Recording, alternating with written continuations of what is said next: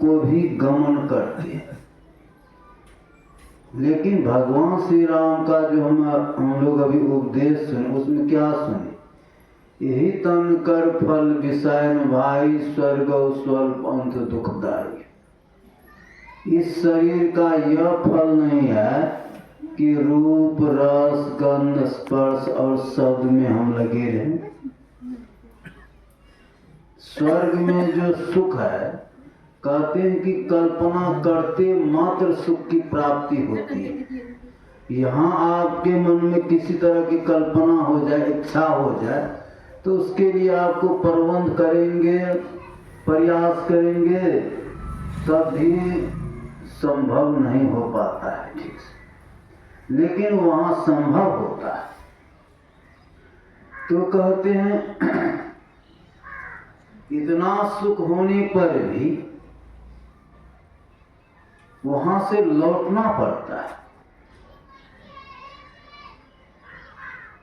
गुरु महाराज के उपदेश में एक परलोक है जहां से लौटना पड़ता है, और एक परलोक है जहां से लौटना नहीं होता। वह क्या है? उसको ब्रह्म निर्वाण कहा जाता है। वह ब्रह्म निर्वाण कैसे होता है? ब्रह्म निर्वाण तब होता है जब भगवान श्री राम जो उपदेश दिए, साधन धाम मोक्ष कर द्वारा। यह शरीर क्या है? यह शरीर ही साधनों का धाम है। ऐसा नहीं कहा कि बैनाथ धाम जाइए या सिंहेश्वर धाम जाइए या बद्रीनाथ धाम जाइए, बल्कि यह शरीर को ही साधन का धाम कहा। इस शरीर से ही आप साधन भक्ति कर सकते हैं। दूसरे शरीर से यह साधन भक्ति नहीं हो सकता है। दूसरे शरीर जो है वह भोग शरीर है। उसमें जितना जीव आता है संसार का भोग भोगता है, लेकिन उससे यह साधन भक्ति वाला बात नहीं होती। इसीलिए भगवान श्री राम कहते हैं यह शरीर क्या है? साधनों का धाम, और इसमें मोक्ष का दरवाजा लगा हुआ है। मोक्ष किसको कहते हैं? मोक्ष कहते हैं छुटकारा कर, छुटकारा को। मतलब हम लोग बंधन में हैं, उस बंधन से छूटना ही मोक्ष कहलाता है। बंधन क्या है? बाली मारा गया, उसकी स्त्री तारा रोती थी, तो भगवान श्री राम ने क्या कहा? भगवान श्री राम ने कहा क्षिति जल पावक गगन समीरा, पंच रचित यह अधम शरीरा। जिस शरीर के लिए तुम रोती हो, वह शरीर तो तुम्हारे सामने ही सोया हुआ। अगर शरीर के लिए रोती हो तो शरीर तो तुम्हारे सामने ही है। अगर शरीर के लिए रोती हो तो उसमें कोई विकार ही नहीं है, तुम किसके लिए रोती हो? तब तारा को बोध हुआ विकार शरीर के अंदर है, लेकिन शरीर ही कहते हैं आत्मा। उस आत्मा के पास में यह विकार नहीं है।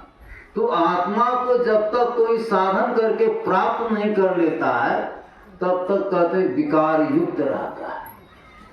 विकार युक्त रहते हुए कहते कोई साधन भक्ति में आगे नहीं बढ़ सकता है। तो भगवान श्री राम कहते हैं कि साधन की युक्ति जानिए और साधनाभ्यास कीजिए। बड़े भाग मानुष तन पावा। भाग सब शरीर किसके लिए किया जाता है? बड़े धनवान है, गुणवान है, रूपवान है, और गुण आपके पास में है, इसीलिए बड़े भाग्य हैं, ऐसी बात नहीं। बल्कि मनुष्य शरीर मिला है, इसीलिए बड़े भाग्य है। यह शरीर देवता भी चाहते हैं। जिस देवता को लोग अनेक स्थान पूजने के लिए जाते हैं, वह देवता भी मानव शरीर चाहते हैं। क्यों चाहते हैं? तो देवताओं में जो है यह पंच विषय भोगने की प्रबल इच्छा रहती है। जब तक कोई पंच विषय में पड़े रहेंगे, वे चाहेंगे हम साधन भक्ति करेंगे, कैसे संभव। इसीलिए वह देवता लोग भी चाहते हैं कि हमें मानव का शरीर मिले और किन्हीं संत सद्गुरु से सद्युक्ति जाने और तब जो है ईश्वर की भक्ति करेंगे। लेकिन देवताओं को मनुष्य का शरीर मिलता नहीं। अर्जुन स्वर्ग में गए घूमने के लिए, तो स्वर्ग में तो कहते हैं कि कल्पना करते ही सुख की प्राप्ति होती है।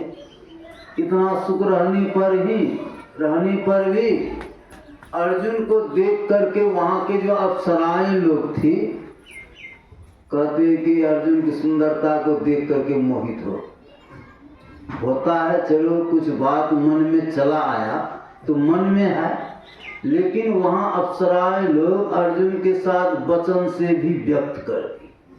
अर्जुन अपने विचार में मजबूत बने रहे, उन सब का कोई विचार को स्वीकार नहीं किया। वे लोग असंतुष्ट होकर के अर्जुन को श्राप भी दे दिया।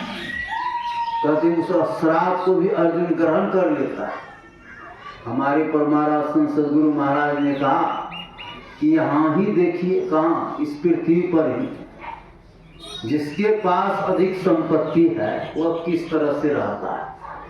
हो सकता है कोई धनी मानी व्यक्ति अपने को संयम में कर ले, लेकिन संयम में देखा नहीं जाता है।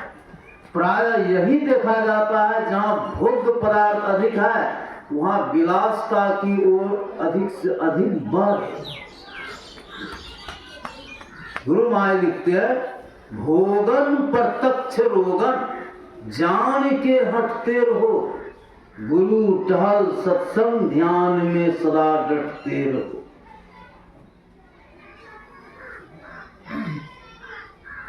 हम लोग पढ़ते हैं सत्संग जो को प्रातः काल में, उसमें केनु उपनिषद में आया है कि ए चेद वेदिदत् सत्यमस्ति न चेदि हा वेदिन महति विनष्टि भूतेषु भूतेषु विचित्र धीरा प्रत्यास्मालोकात् मृता भवन्ति।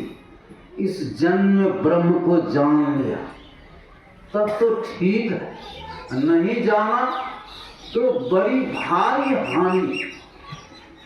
एक होता है जानना, जो हम लोग ग्रंथ के द्वारा प्रवचन के द्वारा सुन समझ रहे हैं, इसको कहते हैं जानना। इसमें पहचान की बात नहीं है। जब आप साधन भक्ति करेंगे, साधना के शिखर पर आपकी चढ़ाई होगी, तब पहचान हो। तो दो तरह की ज्ञान हुई, एक पढ़ सुनकर जानना, एक साधन करके जानना। दो तरह के ज्ञान में जो एक भी तरह का ज्ञान को हासिल नहीं कर पाया, मतलब सुन समझ करके साधारण सी बात है, तो सत्संग हो रहा है तो उसमें हम जाकर के बैठेंगे, क्या खर्च है? कोई खर्च तो नहीं है, सिर्फ समय लगाने की बात है। लेकिन जो इतना भी नहीं कर पाते हैं तो कहते हैं उसके लिए बड़ी भारी हानि। हानि क्या? कहते हैं कि मनुष्य शरीर के अलावा देवताओं के शरीर में जाना हानि की बात है। जिस देवता को हम लोग पूछते हैं, कहते हैं उस देवता के भी शरीर में अगर हम चले जाएं तो हानि की बात है। क्यों? देवता तरसते हैं मानव शरीर की। तो यहाँ मानव का शरीर प्राप्त। अभी हम लोग क्या देखते हैं गाँव में, विशेष करके कम उम्र वाले, चाहे नवयुवक हो या नवयुवतियां